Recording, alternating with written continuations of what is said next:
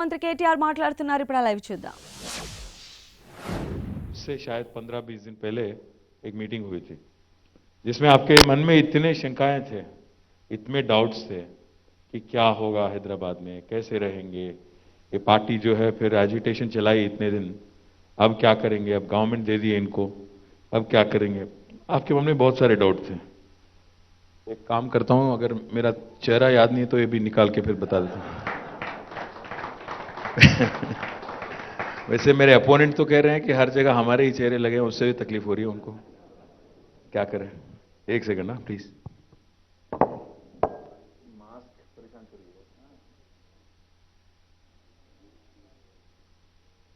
Okay, छोड़ देते हैं। तो 6 साल पहले वाली बात और आज की बात आप एक बार कंपेयर कर लें, आप एक बार देख लें। मतलब have we delivered, have we done something good, have we done something bad? I think the people of Hyderabad have the right to choose, have the right to decide. Because अगर आप आज 6 साल बाद देखेंगे कि केसीआर गवर्नमेंट ने तेलंगाना में किया क्या, आम आदमी के लिए क्या किया हमने, बिजनेसमैन के लिए क्या किया, सबके लिए क्या किया, आज मैं 15-20 मिनट में मैं समझाने की हमारे तरफ से मैं मेरी वर्जन बोलने की कोशिश करूंगा। आप एक पावर का सिचुएशन ले लीजिए, जैसा अभी रवि प्रसाद जी कह रहे थे, पावर का इतना बदतर हाल था कि फैक्ट्री वर्कर हड़ताल नहीं कर रहे थे, इंडस्ट्रियलिस्ट जाके इंदिरा पार्क के पास हड़ताल कर रहे थे। किरण कुमार रेड्डी साहब का दौर था, तो जाके हड़ताल किया, वहां पे पूछा कि भाई अगर 6 रुपया नहीं तो 8 रुपया ले लो, बट पावर दे दो। तो क्योंकि 2-2 दिन अगर पावर हॉलिडे होगा तो कैसे चलाएंगे, धंधा कैसे चलेगा, हम पे जो लोग डिपेंडेंट है वो लोग कैसे जिएंगे। ये आपका उस दिन का हाल था। और किरण रेड्डी साहब भी कुछ कम नहीं थे, उन्होंने भी बहुत डराने की कोशिश की कि अगर तेलंगाना बनेगा तो फिर यहां तो अंधेरा ही अंधेरा रहेगा, यहां पे तो कोई पावर प्लांट है ही नहीं। मैं आपको याद दिलाना चाहता हूं, उस दिन 7,000 मेगावाट था तेलंगाना का इंस्टॉल्ड कैपेसिटी जो है, 7,000 था। आज 6 साल के बाद तेलंगाना का इंस्टॉल्ड कैपेसिटी है 16,000 मेगावाट पावर। और सबसे इंपॉर्टेंट बात है, आज पर कैपिटा कंजम्पशन पावर अगर देखेंगे आप तेलंगाना, बिकॉज पावर कंजम्पशन भी डेवलपमेंट का एक डायरेक्ट इंडिकेटर है। कितना पावर कौन से राज्य में कंज्यूम होता है वो भी एक इंडिकेटर है डेवलपमेंट का। जितना ज्यादा, अगर आप फर्स्ट वर्ल्ड कंट्री देखते हैं जैसे अमेरिका है, यूरोप है, पावर कंजम्पशन बहुत ज्यादा होता है क्योंकि everybody uses all kind of gadgets, तो उसमें पावर कंजम्पशन भी होता है।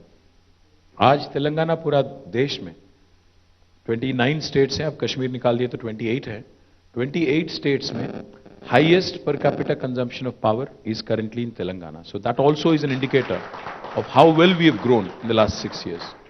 The second thing I would like to point out, हमारे सीएम जो हैं बहुत ग्रास रूट में रूटेड आदमी हैं।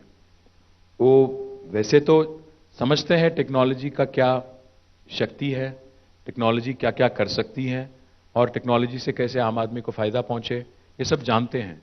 बट वो किसान के बारे में बात करते हैं, बिजली के बारे में बात करते हैं, सड़क के बारे में बात करते हैं, आम आदमी के बारे में बात करते हैं, गरीब को खुश रखने का बात करते हैं। क्यों करते हैं?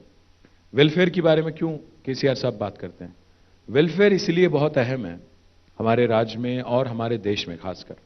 मैं एक बात आपको साफ साफ कहना चाहता हूं, क्योंकि आप सब बिजनेस कम्युनिटी के हो, मैं एक बात साफ कहना चाहता हूं, शायद आप भी मेरे साथ राजी होंगे, मेरे साथ सहमत होंगे। आज इस देश में, इंडिया में, वेल्थ क्रिएटर को, एंटरप्रेन्योर को जो इज्जत मिलना चाहिए वो मिलता नहीं है। क्योंकि देश में इतना डिवाइड है, एक तरफ गरीबी इतना ज्यादा है और एक तरफ अंबानी भी हमारे ही पास है, अदानी साहब भी हमारे ही पास है, और बाकी जो बड़े बड़े उद्योगपति हैं, large industrialist like Ratan Tata ji, Birla etcetera, वो भी है। But the contrast is so stark, फर्क इतना ज्यादा है कि इंडिया में अगर कॉमन मैन को ये लगे कि भाई ये जो पैसा कमाने वाले हैं, उद्योगपति हैं या बिजनेसमैन हैं, ये लोग सही रास्ते से नहीं कमा रहे हैं, ये लोग they are doing something that they should not be doing and earning money, that divide will grow, that will lead to strife. The reason why I say this is because आज अमेरिका अगर आप जाइए, Europe जाइए, वहां पे एक बात बहुत बहुत सेलिब्रेट किया जाता है। वहां पे अगर वॉरेन बुफे है या स्टीव जॉब्स हैं या बिल गेट्स हैं या कोई बड़े मतलब जेफ बीजोस हैं, इनको वहां पे पोस्टर बॉय करके देखा जाता है, भाई ये तो हमारे लिए आदर्श है, हमें ऐसे बनना है। Every young man there, every young kid there dreams की मुझे भी ऐसा कुछ करना है, एक प्रोडक्ट लॉन्च करना है, मार्क ज़करबर्ग बनना है, ऐसा कुछ करना है। इंडिया में वो हाल नहीं होता है। इंडिया में जो आदमी अमीर है, इंडिया में जो मेहनत करके कुछ पैसा कमाया होगा, उसको हमेशा एक गलत नजरिए से देखा जाता है। It is not good for the country. The reason why I say this is because यहां पे जो डिवाइड है, इसको अगर ठीक से हम हैंडल नहीं करते हैं, गरीब अगर गरीब रह जाता है, अमीर अगर अमीर बनता गया, it will lead to a civil strife. Now, for that not to happen, to ensure that never happens, to ensure that harmony prevails, it is important that government always focuses on the most vulnerable section in the society. यहाँ गरीब से गरीब जो लाचार आदमी है, उसके लिए जितना वेलफेयर किया जा सकता है, क्योंकि क्या होता है, एंटी सोशल एलिमेंट कब आते हैं, चोरी कब होता है, चेन स्नैचिंग कब होता है, जब उसके पास कोई रोजी रोटी मिलने का, रोजगार मिलने का मौका नहीं होता है, या उसको उसकी देखभाल ठीक से नहीं होती है गवर्नमेंट की तरफ से, उसको खाने पीने का अगर व्यवस्था ठीक से किया नहीं जाता है, तो ऑटोमेटिकली एंटी सोशल एलिमेंट हो जाता है। उसी को रोकने की कोशिश में आज, to ensure that there is harmony, to ensure that the vulnerable section in the society is taken care of, our Honorable Chief Minister has focused on welfare. That's why you see a program like Asara Pension, where anybody who's above the age of 65 gets a pension, a monthly pension support of 2,000 rupees. हमारे आने से पहले वो 200 था, उसको हमने 10 गुना बढ़ा के 2,000 कर दिया। आज हैदराबाद में अगर एक सैनिटेशन वर्कर है, जो हमारे ये सबके लिए काम करते हैं, कोविड टाइम में भी काम कर रहे थे, उनका तनख्वाह था 8,500 जब हम लोग आए, आज वो 17,500 हो गया, डबल से ज्यादा हो गया। क्यों? क्योंकि उनकी देखभाल अगर ठीक से नहीं करते हैं, जो लोग हमारी देखभाल करते हैं, तो फिर कैसे चलेगा? इसके अलावा आज कोई गरीब अगर शादी करता है तेलंगाना में, तो उसको कल्याण लक्ष्मी शादी मुबारक के अंडर 1 लाख रुपया दिया जाता है, ताकि उसके शादी में कोई गैप ना रह जाए, कोई दिक्कत ना रह जाए। उसके अलावा there so many things I can tell you to promote institutional deliveries. We brought in what is called as KCR kit. अगर एक गरीब आज गवर्नमेंट हॉस्पिटल जाता है और वहां पे अपनी वाइफ की या अपनी बच्ची की डिलीवरी कराता है, उससे 2 फायदा है। एक तो है institutional deliveries ensure that there are no unnecessary hysterectomies and things like that. They also ensure that the infant mortality and maternal mortality also come down. In fact, Telangana today, I'm happy to share with you, is the state which has controlled infant mortality and maternal mortality in the best possible manner, and that has been reported by Union Health Ministry. So these are all the things, and I can reel out several other things. जैसे अगर खाना है गरीब को हैदराबाद में, तो हमने Annapurna centre चालू कर दिया, जिसमें आपके फैक्ट्री वर्कर होंगे या कोई स्टूडेंट यहाँ पे कोचिंग लेने आया होगा, सारे लोग 5 रुपए में एक अच्छा सा खाना मिल जाता है। उसी के वैसे ही आज बस्ती दवाखाना हमने चालू कर दिया, primary health care dispensaries in all the slums. So more than 225 have started, we are going to take that number to 350। I can go on and on, मैं और 10-15 मिनट बोल सकता हूं कि हमने गरीब के लिए क्या किया। ये वो इसलिए करते हैं, this model of welfare and development, balanced model is important, because otherwise there will be social unrest. और सोशल अनरेस्ट जब होता है, इसी राज्य में, जो इससे पहले आंध्र प्रदेश था, इसी राज्य में हमने नक्सलिज्म देखा, हमने बहुत सारा चीज देखा, यहाँ पे कम्युनल हार्मनी डिस्टर्ब होते हुए देखा। मैं बचपन में, मैं ग्रामर स्कूल में पढ़ा था यहाँ पे एबिट्स में, मुझे याद है, मैं 25-30 साल पहले की बात कर रहा हूं, हर साल कम से कम 1 हफ्ता हॉलिडे मिलता था। और हम लोग तो बच्चे स्कूल में हैं, तो हॉलिडे के लिए देखते थे, हॉलिडे कैसे मिले, हमारे को क्या उससे, हॉलिडे तो मिलना था, हमें मिलता था।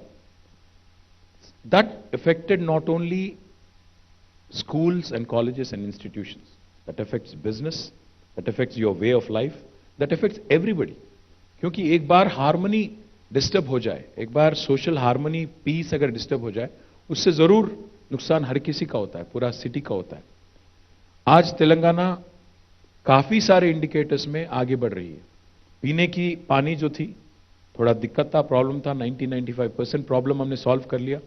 ऐसे भी जगह थे जहां पे 14 दिन में पानी मिलता था, एक बार 10 दिन में एक बार मिलता था, 1 हफ्ते में एक बार मिलता था। आज मिशन भगीरथ करके एक प्रोग्राम चल रही है, जिसके तहत आज 90-95% प्रॉब्लम सॉल्व हो गया, पावर का प्रॉब्लम सॉल्व हो गया। आज अगर आप रोड देखें, रोड्स अगर हैदराबाद में देखें, एक 3 pronged एजेंडा हमने लिया।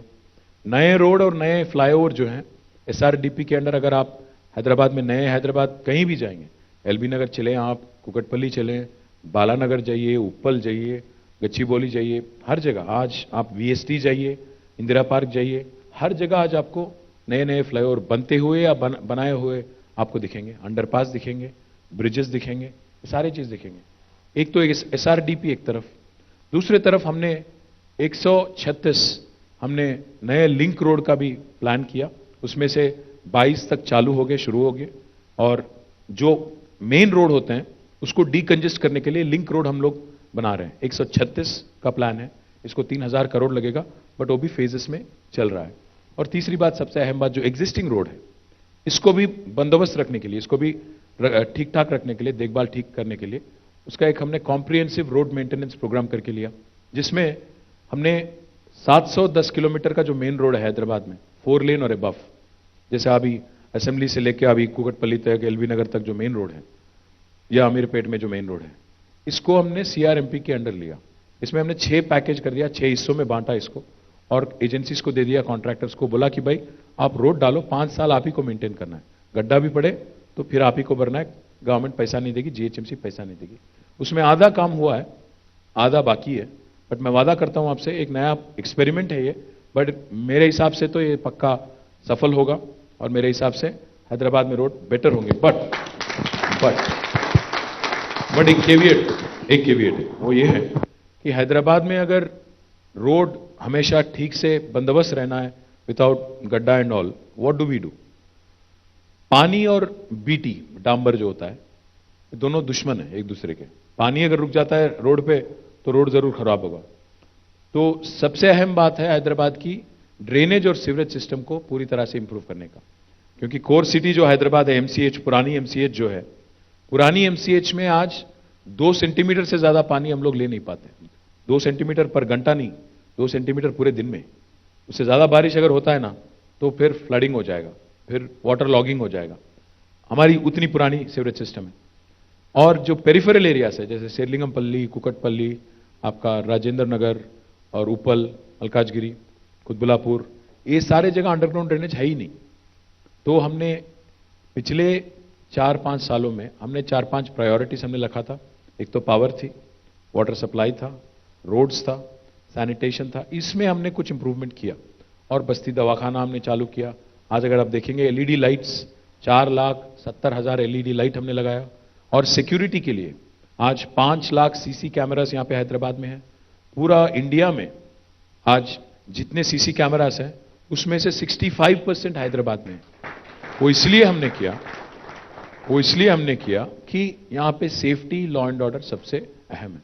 और मैं वादा करता हूं आपसे, अगली टर्म में, क्योंकि हम गवर्नमेंट तो स्टेट गवर्नमेंट अभी 3 साल है हमारी, जो रोल है हमारी जो गवर्नमेंट है, तो उसमें मैं वादा करता हूं आपसे, यहां की जो ड्रेनेज सिस्टम है, यहां की जो नालास है, जिसपे बहुत सारे ऑब्स्ट्रक्शंस है और जिसके वजह से अक्टूबर में बहुत बड़ी तकलीफ हुई थी, उसको रिपीट नहीं करने देंगे। क्योंकि अक्टूबर में जो बारिश भी हुई थी वो इतनी बड़ी बारिश थी, 104 साल बाद 1916 में इतनी बड़ी बारिश हुई थी। 142 सेंटीमीटर की बारिश 1916 में हुई थी, और फिर अभी 132 सेंटीमीटर की बारिश इस बार हुई है अभी तक 2020 में। अब आप तो जानते हो 2020 ईयर ही बहुत अजीब है। इसमें मैं तो सोच रहा हूं जितना जल्दी खत्म हो जाए ईयर उतना अच्छा है। इसको इरेज कर दें, डिलीट कर दें और आगे बढ़े। तो मेरी रिक्वेस्ट आपसे यह है कि 100 साल में कभी नहीं होने वाली बारिश एक बार अगर हो जाए तो दिक्कत तो होगी। आज आप बॉम्बे देख लें, बॉम्बे में मुझे याद है 2005 में मैं काम कर रहा था, मैं तब बिजनेस में था, तो मुझे याद है मैं बॉम्बे गया था, वीटी में था, बारिश हो गई, मुझे जाना था बैंड्रा, ताज लैंड सेंड में था मैं, तो वीटी से मैं 4 बजे शाम में निकल के सर पे लैपटॉप लगा लेके मेरा अगले दिन सुबह 8 बजे पहुंचा मैं बैंड्रा, चलते चलते, और पानी यहां तक थी, कमर तक। बात यह है कि ऐसे आज दृश्य आपको हर जगह मिलेंगे। आज चेन्नई देखिए, आप हाल ही में फ्लड हुआ था, बैंगलोर देखिए उसमें भी हुआ था, पटना में तो आज हमारे बीजेपी के मित्र यहां बहुत हमारे टांग खींचने की कोशिश कर रहे हैं कि हैदराबाद में तो आप वेनिस कर दिए, इसको ये कर दिए, वो कर दिए। ठीक है भाई, पटना में तो आपका सुशील मोदी साहब थे, उसको भी, उनको भी वोट में बचा के लाना पड़ा उनको भी। तो आप कहां ठीक है? हमसे ऐसा थोड़ी कि यहीं पे गड़बड़ है, बाकी सब दुनिया एकदम सुंदर है और साफ सुथरा है, ऐसा नहीं है। इंडिया में मैं तो आज दावे के साथ कह सकता हूं, सवाल कर सकता हूं, इंडिया में आज हैदराबाद से बेहतर सिटी कोई है ही नहीं। आप दिखाओ मुझे, चाहे, और मैं हमारे दोस्तों के साथ भी कहते रहता हूं, मेरे स्कूल के दोस्त हैं, मेरी मेरी टांग खींचते रहते हैं, बोलते रहते हैं कि, और मैं बोलते रहते हैं कि यार तू मिनिस्टर है, ये नहीं कर रहा, वो नहीं कर रहा। मैं उनको बोलते रहता हूं, एक काम कर, तू बैंगलोर जाके 2 दिन रुक के आ, ट्रैफिक का फिर तेरे को पता चलेगा वहां क्या है, यहां क्या है। और तू जाके बॉम्बे में 2 दिन रह के आ, फिर चेन्नई जा, फिर जाके दिल्ली जा, फिर वापिस आ हैदराबाद, तब तू जाके हैदराबाद को फिर अप्रिशिएट करेगा। हम लोग जो हैं, जो लोग हैदराबाद में यहां पले बड़े हैं, we tend to take our city for granted कि भाई ये तो है, हाँ है, but we are better. That is why मैं सेल्फ सर्टिफिकेशन की बात नहीं कर रहा हूं, वो तो टीएसआई पास है। मैं बोल रहा हूं कि मर्सर जो एजेंसी है, जो सिटीज को लिवेबिलिटी इंडेक्स पे रैंकिंग देती है, अगर वो 5 साल 2015 से लेकर 20 तक ये कहती है कि इंडिया में बेस्ट क्वालिटी ऑफ लिविंग अगर हैदराबाद में है, तो वो तो मेरी सर्टिफिकेट तो नहीं है, उनकी सर्टिफिकेट है। आज मोदी साहब की गवर्नमेंट है, मोदी साहब की गवर्नमेंट ने सर्टिफिकेट दिया हमें कि भाई स्वच्छ सर्वेक्षण में अब बॉम्बे से बेहतर हो, दिल्ली से बेहतर हो, कोलकाता से बेहतर हो, बैंगलोर से बेहतर हो, पुणे से बेहतर हो, उनकी अहमदाबाद से हम बेहतर हैं। तो 19वां रैंक है पूरे देश में। मैं ये नहीं कहता कि हम लोग अव्वल नंबर पे हैं, बट ये जरूर कहूंगा कि मैं बाकी मेट्रो से बेहतर है हम लोग। मेरी रिक्वेस्ट आपसे है कि ऐसा नहीं है कि मैंने सारा काम कर दिया इसलिए मुझे वोट दो। काम तो कुछ किया मैंने, अच्छा शुरुआत हमने किया और आगे भी ले जाएंगे। अधूरा है काम, कहीं कहीं सारे जगह अधूरा है, उसको भी आगे ले जाएंगे। रोड्स हैं और इंप्रूवमेंट हो सकती हैं, सैनिटेशन में भी आपको बताना होगा। हमारे आने से पहले 2014 में हर दिन हैदराबाद में से म्युनिसिपल सॉलिड वेस्ट खोड़ा जो है 3500 टन का निकलता था हर दिन। हमारे आने के बाद सीएम साहब ने एक स्वच्छ हैदराबाद प्रोग्राम चालू किया और जिसमें हमने 2500 स्वच्छ ऑटो हमने लगाया और फिर एफिशिएंसी हमने बढ़ाया। उसके वजह से आज 6000 टन का आज खोड़ा निकलता है हैदराबाद से। लोगों की, जनता की बढ़ने से या वेस्ट इंक्रीज होने से नहीं बढ़ा ये नंबर, एफिशिएंसी इंप्रूव हुई कलेक्शन की। आज अगर आप देखेंगे तो हैदराबाद में जो खटोरा गाड़ी आपको दिखेगा, 2 डंपर बिन लगा लेके जाते रहता है वो जवाहर नगर, उसको भी हमने हटाया। 55 हमने हटाया, 100 गाड़ी और हटानी है। मॉडर्न हमने गाड़ी लाया पूरा। आज अगर ग्लोबल सिटी में अगर कहीं भी आप देखेंगे तो क्लोज कंटेन्ड स्पेस में ले जाते हैं खोड़ा आप डंप यार्ड को, वैसे ही गाड़ी हमने 55 तो चालू कर दिया। एक 20 दिन पहले हमने उनका फ्लैग ऑफ किया था। बाकी भी जो 100 आने हैं वो भी संक्रांति तक आ जाएंगे और जरूर आप देखेंगे कि हैदराबाद में वो पुराने वाले खटारा गाड़ी आपको नहीं देखने दूंगा मैं, क्योंकि वो मेरे लिए, ये तो मेरी सिटी भी है। और हम इंडिया में second waste to energy plant भी हमने चालू कर दिया जवाहर नगर में। आज जो यहां से वेस्ट जाती है सॉलिड वेस्ट, जाके वहां पे सेग्रीगेट होती है।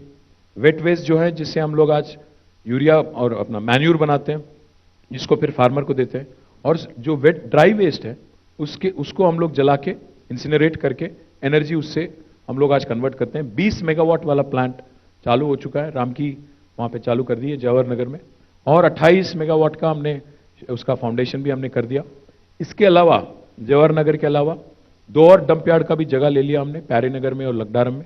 वहां पे भी 2 और अल्टरनेट डंप यार्ड्स होंगे और 15 और मेगावाट का भी हम एक वेस्ट टू एनर्जी प्लांट करेंगे। Ultimately 63 megawatts of energy will be produced from waste, and we will ensure that Hyderabad will never have a problem with municipal solid waste like Delhi or other cities where you see this happening. Likewise, liquid waste, if you look at it, out of the 2000 MLD of liquid waste that gets generated in Hyderabad today, we treat 41% of it. 770 MLD is currently treated. But बाकी treat करना है, जैसे आपका कुकटपल्ली नाला है, बाकी नालाज है, treatment करनी है। हमारी नेक्स्ट एजेंडा यही रहेगी कि लेक्स, ड्रेन्स एंड मूसी, इसको आगे 2-3 साल में ब्यूटिफाई करके, इसको प्यूरिफाई करके, ट्रीटमेंट करके एक लिक्विड वेस्ट मैनेजमेंट पे, सीवरेज वेस्ट मैनेजमेंट पे ध्यान देंगे। स्टॉर्म वाटर ड्रेन्स और हमारी ड्रेनेज सिस्टम, इसको इंप्रूव करेंगे, ये मेरी वादा है आपसे, because that's my commitment to Hyderabad. We've taken care of some basic sectors. Now this one remains a big challenge, and since the rains have come and since they've shown us the inadequacies in the existing stormwater drains, I assure you this will be a priority for the next few years. But one thing I would like to request you, आज अगर आप law and order देखेंगे, हैदराबाद में पिछले 6 साल में एक भी दिन एक मिनट के लिए भी आपको कर्फ्यू या कोई टेंशन की जरूरत नहीं पड़ी। आप आराम से आपका धंधा कर रहे थे, पावर था, लोग आ रहे थे, काम कर रहे थे। यूनियन बाजी भी नहीं है यहाँ पे ज्यादा, यूनियन के तरफ से भी डिस्टर्बेंस जैसा केरला में, बंगाल में होता है, वो वाला हालचाल भी नहीं है यहाँ पे। ऐसी कोई labour union, factory workers disturb करें, स्ट्राइक पे जाएं और या बंद कर दें, लॉकआउट कर दें, ऐसी कोई डिस्टर्बेंस भी नहीं है। सब ठीक चल रहा है। मेरी रिक्वेस्ट आपसे यही है कि आज जो गवर्नमेंट काम कर रही है, आज जो गवर्नमेंट परफॉर्म कर रही है, इसको आप आशीर्वाद दीजिए, क्योंकि हमारे खिलाफ जो लड़ रहे हैं, हमारे खिलाफ जो लोग लड़ रहे हैं, उनको भी अगर डेवलपमेंट एजेंडा पे अगर हमारे साथ मुकाबला करना है तो मुझे कोई तकलीफ नहीं। वो अगर कहें कि आप भाई आपने 65,000 या कुछ करोड़ आपने रुपया खर्च किया पिछले 5-6 साल में, मैं उससे दुगना करूंगा तो कोई बात नहीं। बट एजेंडा देखिए, हमारे खिलाफ जो लड़ रहे हैं, एजेंडा उनका क्या है? वो बोलते हैं, यहां के जो हमारे बीजेपी के मित्र हैं, वो कहते हैं कि ये देशद्रोहियों के और देशभक्तों के बीच में पोटी है, कंपटीशन है। मैं बोला देशद्रोही और देशभक्ति? मैं कहां देशभक्त नहीं हूं यार, मैंने क्या किया? वो बोलता है कि अकबर, बिन लादेन, बाबर और हमारे खिलाफ। मैं बोला ये अकबर कौन है, बाबर कौन है, बिन लादेन कौन है? मेरे को क्या वास्ता है? वो हैदराबाद का वोटर भी नहीं है उन्होंने, वो कहां से आ गया इसमें? मतलब रेटोरिक सेट करके कुछ भी बोलेंगे क्या? अगर आपका मुखालिफत, आपका मुकाबला, आपका झगड़ा अगर एमआईएम के साथ है तो लड़ो यार, मैं कहां रोक रहा हूं? लड़ो, जितना लड़ना है लड़ो, भिड़ जाओ। पर एक बात तो पक्का है, लड़ लो, कुछ भी करो, पर अगर आप एक दूसरे के झगड़े में हैदराबाद को खराब करेंगे तो बिल्कुल ये हमारे लिए मंजूर नहीं है, कतई मंजूर नहीं है। एक आदमी बोलता है अकबर ओवैसी कि मैं एनटीआर समाधि और पीवी नरसिम्हा राव समाधि उखाड़ दूंगा। दूसरा बोलता है मैं तेरा ऑफिस आके गिरा दूंगा। ये गिराने वाली बातें होती रहेंगी क्या? नया बनाने का कुछ नहीं करेंगे आप? यही एजेंडा है आपका? मैं सीरियसली बोल रहा हूं, ये कहां की रीत है? 2020 है, ये क्या बदनसीबी है कि हम लोग ये फिर वही सुनना पड़ रहा है। ये पार्लियामेंट इलेक्शन नहीं है भाई, बल्दिया है। आप ये बात करो कि रोड क्या है, पार्क क्या है, का ब्रिज, आपका ब्रिज कहां बनाओगे, कलवर्ट कहां है, हमारे बच्चे लाइट नहीं जल रहा है या कुछ और है, आप उस बात पे चर्चा करो। वो नहीं करेंगे। मैंने पूछा बार बार, एक ही सेंट्रल मिनिस्टर है तेलंगाना से, किशन रेड्डी साहब, तो मैंने उनसे भी पूछा भाई एक बात बताओ, मैंने ये बुक छापा है कि मैंने पिछले 6 साल, जैसे आपके बच्चे दिखाते हैं ना आपको प्रोग्रेस रिपोर्ट कार्ड, तो मैं भी एक प्रोग्रेस रिपोर्ट बना दिया अपना। मैं बोला यार देख लो, मैंने जो काम किया मैंने तो इसमें डाल दिया, किस सेक्टर में कितना पैसा लगाया मैं आपके सामने रख रहा हूं ट्रांसपेरेंटली, क्योंकि मैं बिलीव करता हूं कि ट्रांसपेरेंट होना चाहिए, गवर्नमेंट को जिम्मेदार होना चाहिए। इसलिए मैंने जिम्मेदारी के साथ आपको ये डॉक्यूमेंट दे दिया, बोला कि भाई मैंने इतना किया है। मैं किशन रेड्डी साहब से कहा कि भाई एक काम करो, आप बताओ पिछले 6 साल में आपने किया क्या हैदराबाद के लिए, 1 पैसे का काम बताओ मुझे, 1 रुपये का कहीं भी बता दो। नहीं तैयार हो। बोलते हैं, उसके ऊपर मैं अगर पूछता हूं तो उनको ठीक नहीं लगता है, बोलते हैं कि भाई तुमने जो भी किया उसमें मेरा भी हिस्सा है। मैंने देखा ठीक है यार, तो अगर मेरा आपका हिस्सा है तो देखते हैं, चलो निकालो। तो निकाला, हमने हिसाब किताब किया। पिछले 6 साल में हैदराबाद और तेलंगाना की जनता ने गवर्नमेंट ऑफ इंडिया को टैक्सेस में, हम सब ने, इनकम टैक्स हो, जीएसटी हो, सीएसटी हो, एक्साइज ड्यूटी हो, हमने दिया गवर्नमेंट ऑफ इंडिया को 2,72,000 करोड़ रुपया टैक्सेस में।